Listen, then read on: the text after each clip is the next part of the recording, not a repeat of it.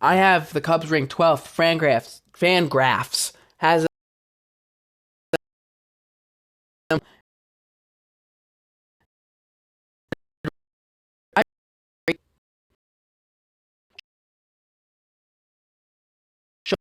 Yamamoto coming to America. Hector Neris, a big bullpen ad. Dominic Smith, David Peralta, and Garrett Cooper all kind of like, hey, let's bounce back.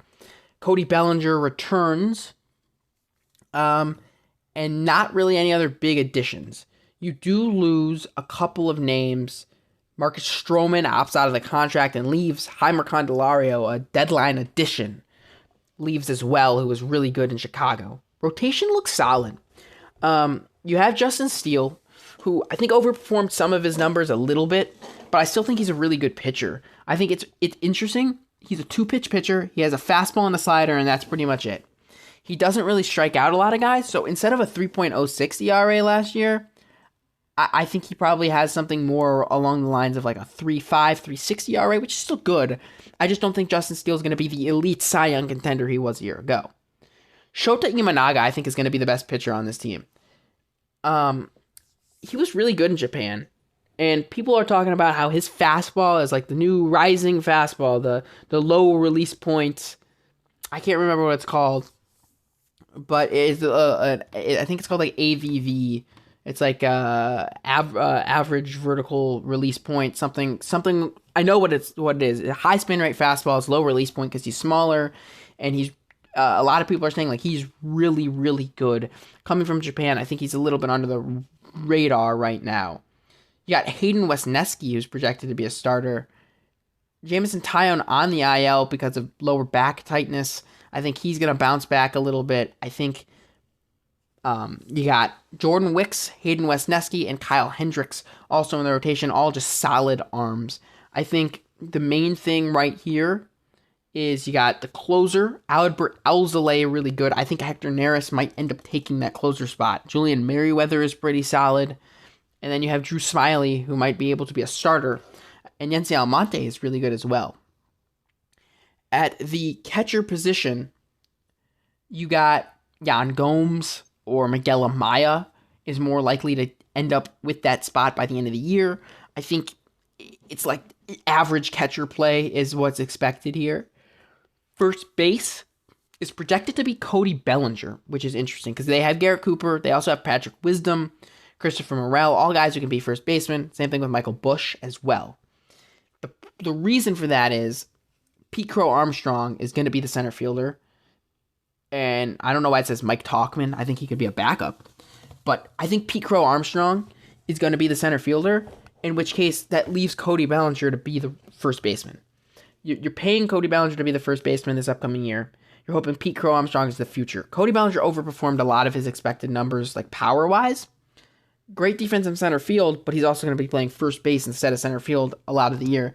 A low hard hit rate, a 268 expected batting average, 307 batting average, 434 expected slugging percentage, 525 slugging percentage, a 370 WOBA, but a 327 xWOBA.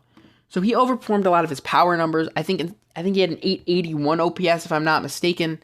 I think he's probably going to do that again because I think his power numbers might come back up. Like, I believe in his power numbers, but I think he might decline a little bit just based on those numbers, but I think his power numbers could come back up. At second base, Nico Horner, amazing defender, solid hitter over at second base. I think offensively he might be decline a little bit. He doesn't hit the ball very hard, but he's an amazing defender.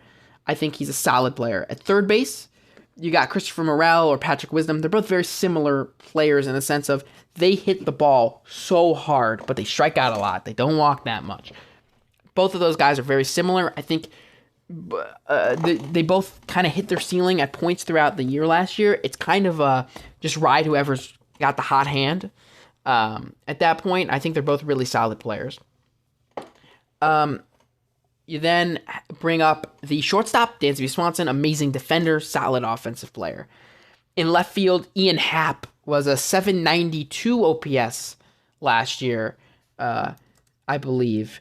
He's a really solid offensive player. 791, I was really close.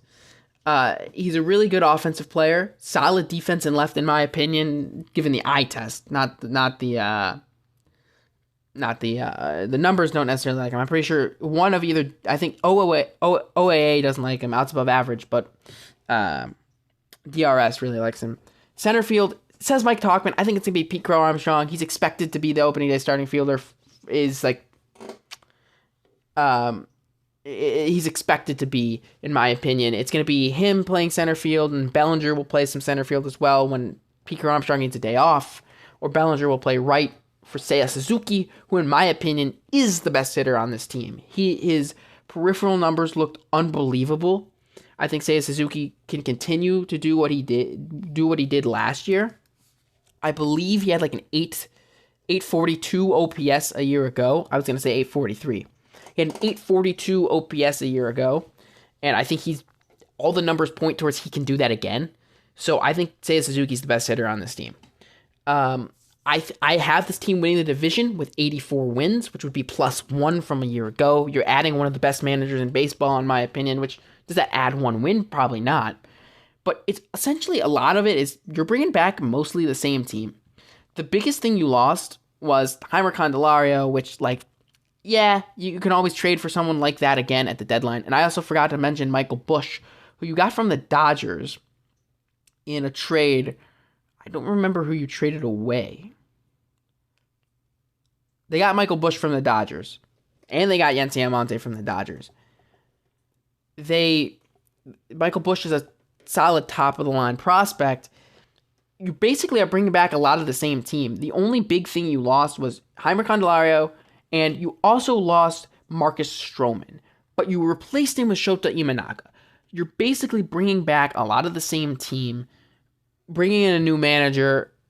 The only difference is I think Imanaga is the same, if not better, than Stroman. As long as you guys stay healthy, you're winning the division. 84-78. My over-under was 82.5. Vegas said 84.5. I would bet the over on 84.5 for the Chicago Cubs.